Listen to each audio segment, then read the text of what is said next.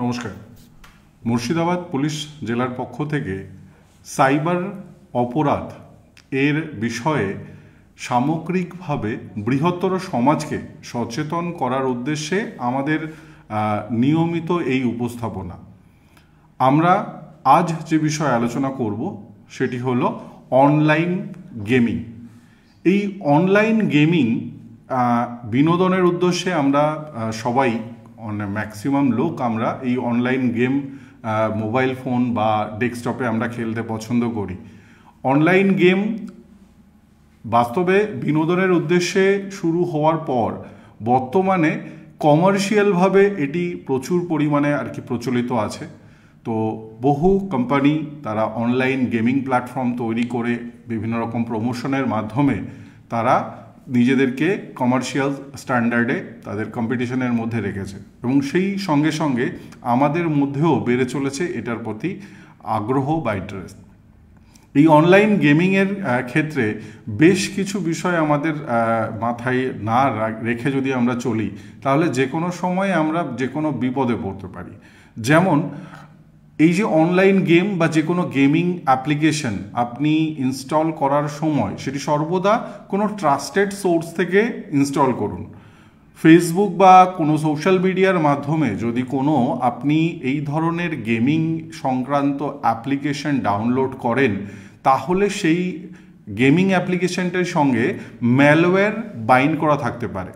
অর্থাৎ এই অ্যাপ্লিকেশনটি যখন আপনি ইনস্টল করে আপনি গেম খেলছেন, এই অ্যাপ্লিকেশনটি ব্যাকগ্রাউন্ডে আপনার মোবাইল ফোন থেকে বিভিন্ন রকম তথ্য, যেমন আপনার ফোন বুকে থাকা সমস্ত কন্ট্যাক্ট নাম্বার, আপনার গ্যালারিতে থাকা সমস্ত ফটো ভিডিও, এগুলো চুরি করতে পারে, আপনার সমস্ত মেসেজ পড়তে পারে, আপনার লোকেশন দেখতে পারে, এমনকি আপনার ব্যাংক অ্যাকাউন্টে টাকা যে অবস্থান করছে সেই টাকাও কিন্তু তারা ধীরে ধীরে আপনার অ্যাকাউন্ট থেকে বের করে নিতে পারে। অনেক ক্ষেত্রে আমরা দেখি যে খুব ছোট অ্যামাউন্টের টাকা এইভাবে বিভিন্ন আনট্রাস্টেড গেমিং অ্যাপ ইনস্টল করার ফলে কেটে যায় এবং এর ফলে কোনো রেগুলার নোটিফিকেশনও আসে না। যেমন এরা 50 টাকা, 10 টাকা, 5 টাকা এরকমভাবে ছোট অ্যামাউন্টে যখন টাকা ডিটেক্ট করে তখন যার ফলে অনেক সময় আমাদের কাছে নোটিফিকেশান আসে না এবং আমরা বুঝতেও পারি না। এবং দীর্ঘ সময় ধরে যদি আমরা আমাদের পাসবই বা স্টেটমেন্ট চেক না করি তো একটা সময় পরে আপনি দেখতে পারেন যে আপনার অ্যাকাউন্ট থেকে 2 লাখ, 5 লাখ বা 10 লাখ টাকা উধাও হয়ে যেতে পারে। তাই সর্বদা যে কোনো গেম আপনি যখন ডাউনলোড করছেন বা ইনস্টল করছেন সর্বদা ট্রাস্টেড সাইট থেকে আপনি ব্যবহার করুন। দ্বিতীয়ত হলো যে আমরা বিভিন্ন রকম গেম খেলার সময় আমাদের উদ্দেশ্য আমাদের থাকে যে আমরা কত টাকা প্রাইজ মানি হিসাবে সিকিওর করতে পারি। তো সেই কারণেই আমরা ইন্টেনশনালি বহু লোক আমরা শুধুমাত্র প্রাইজ মানি জেতার কারণে আমরা বিভিন্ন গেমের প্রতি আসক্ত হয়ে পড়ি।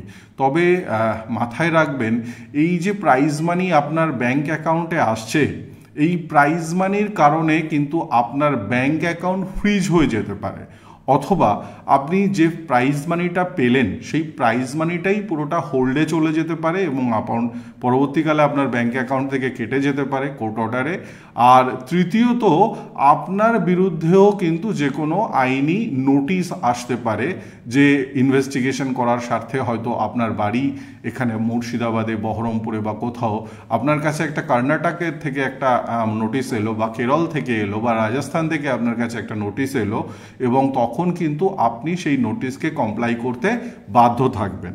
কেমন ভাবে বিষয়টা আমি একটু আপনাদের যদি পরিষ্কার খুলে বলি যে P2P ট্রানজাকশনের মাধ্যমে আপনার অ্যাকাউন্টে যে টাকাটা আসছে এটা হতে পারে যে কোনো ফ্রডস্টারের টাকা, কোনো ফ্রডস্টার সাইবার ক্রাইমের মাধ্যমে ওই টাকা অ্যাকোয়ার করে সেই টাকা নিয়েই এই গেম খেলছে এবং যার ফলে আপনি যখন প্রাইজ মানি জিতছেন যে টাকাটা আপনার অ্যাকাউন্টে হলো সে ছোট টাকা হোক, 100 টাকা, 200 টাকা, 500 টাকা, 1000 টাকা, লক্ষ টাকা বা কোটি টাকা, যে টাকাটাই আপনার অ্যাকাউন্টে আসুক না কেন সেই অ্যাকাউন্টে টাকা আসার কারণে আপনার অ্যাকাউন্টটা ফ্রিজ হয়ে যেতে পারে। কারণ এই টাকার সোর্স হলো অন্য কোনো সাইবার ক্রাইম থেকে উপার্জিত টাকা। তো সাইবার ফ্রডস্টারদের মধ্যে একটা গ্রুপ যারা প্রতিনিয়ত এই অনলাইনে সাইবার ক্রাইমের যে টাকা দিয়ে তারা যে গেম খেলে না, বিভিন্ন রকমভাবে তারাও চেষ্টা করে যে এই টাকা ডাবল বা ট্রিপল করার চেষ্টা করে, কিন্তু তখন যারা অনেক ক্ষেত্রে হেরে যায় সেই টাকা থেকে যখন আপনার ব্যাংক অ্যাকাউন্টে টাকা আসছে, তো সেই টাকা আসার কারণে কিন্তু আপনার ব্যাংক অ্যাকাউন্ট ফ্রিজ হয়ে যেতে পারে। ফলে আপনি যেমন বুঝতে পারছেন না যে আপনি কার সঙ্গে খেলছেন বা আপনার কোন সোর্স থেকে আপনার অ্যাকাউন্টে টাকা আসছে, ঠিক সেই একই রকমভাবে কিন্তু অজ্ঞাতভাবে আপনি এই টাকা রিসিভ করার কারণে আপনার অ্যাকাউন্ট ফ্রিজ হয়ে যেতে পারে। এছাড়া এই গেমিং প্ল্যাটফর্মের মধ্যে বিভিন্ন রকম যারা গেমার রয়েছে, যারা একে অপরের সঙ্গে খেলে, তারা বিভিন্ন রকম ডেটা আপনাকে সাপ্লাই করতে পারে। তারা বলতে পারে যে এই ফাইলগুলোকে ডাউনলোড করে নিয়ে আপনি এগোন, তাহলে আপনি আরও পজিটিভভাবে খেলতে পারেন। তো সেই ফাইলগুলোকে ডাউনলোড করতে গিয়ে আপনি আপনার যে অ্যাকাউন্ট আছে সেটা কম্প্রোমাইজ হয়ে যেতে পারে, সেটা ইটসেলফ হ্যাক হয়ে যেতে পারে। ফলে তাদের যে সমস্ত ম্যালিশিয়াস ফাইল তারা সেন্ড করছে, সেটা না বুঝে আপনি সেটাকে অ্যাক্সেস করতে যাওয়া বা ইনস্টল করতে যাওয়া সেটা বিপজ্জনক। ফলে সেখান থেকে কিন্তু আপনার ফোন হ্যাক হয়ে যাওয়ার সম্পূর্ণভাবে সম্ভাবনা থাকে। ফলে অনলাইন গেম এটা বিনোদনের উদ্দেশ্যে তৈরি। এই গেম খেলা সর্বদাই বিনোদনের কারণ হিসেবে রাখুন। আপনি যদি এই গেমের মাধ্যমে কোনো প্রাইজ মানি বা ইউএসডিটি কয়েনের এক্সচেঞ্জ ইত্যাদি বিষয়ে আপনি যান, তাহলে কিন্তু আপনি একজন সাধারণ মানুষ, আপনি যে গেম খেলছেন, আপনি খুব ইনোসেন্টভাবে গেম খেলছেন এবং আপনার যে গেম খেলা তার পেছনে যে আপনি অ্যাকাউন্টটি ইনস্টল করেছেন সেটি আপনার স্যালারি অ্যাকাউন্ট বা আপনার রেগুলার অ্যাকাউন্ট। আপনি ভাবুন যে এই অনলাইন গেম খেলার কারণে কোনো প্রাইজ মানি বা অন্য কোনো কারণের জন্য যদি আপনার ব্যাংক অ্যাকাউন্টটি ফ্রিজ হয়ে যায়, তবে এটি আপনাকে কত পরিমাণ হ্যারাসমেন্টের শিকার করাতে পারে। ফলে এই ধরনের অ্যাকাউন্ট প্ল্যাটফর্মে আপনার ব্যাংক অ্যাকাউন্ট সংযুক্তিকরণ করার আগে অবশ্যই চিন্তা ভাবনা করে এগিয়ে চলুন।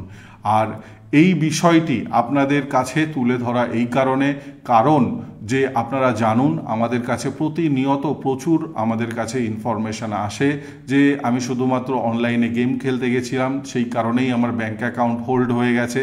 কেউ বলে কর্ণাটক থেকে হোল্ড করে দিয়েছে, কেউ বলে তামিলনাড়ু থেকে হোল্ড করে দিয়েছে। তো সেই কারণে আপনাদের এই সামনে এই বিষয়টি তুলে ধরা যে আপনারা যখন অ্যাকাউন্ট সেখানে আপনারা লিঙ্ক করছেন, তো অ্যাকাউন্ট লিঙ্ক করার আগে অবশ্যই আপনি মাথায় রাখবেন যে আপনি যদি স্যালারি অ্যাকাউন্ট বা আপনার রেগুলার কোনো অ্যাকাউন্ট সেখানে আপনি লিঙ্ক করে আপনি প্রাইজ মানির প্রত্যাশা করেন, তো সেই কারণে কিন্তু আগামী দিনে আপনি বড় কোনো বিপদের সম্মুখীন হতে পারেন। সর্বদা সজাগ থাকুন, সচেতন থাকুন। নমস্কার।